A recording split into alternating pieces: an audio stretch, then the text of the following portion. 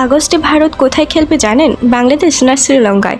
আরে আগে বলেছিল ভারত যাবে বাংলাদেশ সফরে, কিন্তু এখন যা খবর বের হচ্ছে তাতে তো দেখছি প্ল্যানই পুরো পাল্টে গিয়েছে। আগে ঠিক ছিল 13ই আগস্ট ভারত যাবে বাংলাদেশ, ওখানেই মিরপুরে 17 তারিখ থেকে শুরু হবে ওয়ানডে সিরিজ, তারপর 26 তারিখ থেকে টি-20ও খেলা হবে বলেছিল। সব কিছু ঠিকঠাকই চলছিল, কিন্তু এখন জানা যাচ্ছে সেই সিরিজটা স্থগিত করে দেওয়া হয়েছে, মানে এবছর আর বাংলাদেশ সফর হচ্ছে না।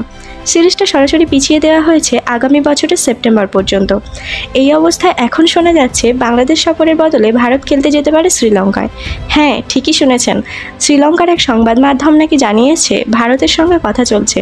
3টি ওয়ানডে আর 3টি টি-20 ম্যাচ হতে পারে। বিসিসিআই যদি গ্রিন সিগন্যাল দেয় তাহলে এই সিরিজটা হয়ে যাবে আগস্টের মধ্যেই। তবে একটা জিনিস মাথায় রাখতে হবে, শ্রীলঙ্কা কিন্তু 29শে আগস্ট থেকে জিম্বাবুয়ে সফরে যাচ্ছে, তাই যদি ভারত শ্রীলঙ্কা সিরিজ হয় সেটা ওই সফরের আগে শেষ করতে হবে। ভারত শ্রীলঙ্কা শেষবারের সাদা বলের সিরিজের মুখোমুখি হয়েছিল 2024 সালে, তখন টি-20 জিতেছিল ভারত, কিন্তু ওয়ানডে সিরিজ হেরে গিয়েছিল। তাই এবার যদি সিরিজ হয় তাহলে সেটা জমজমাট হতে চলেছে।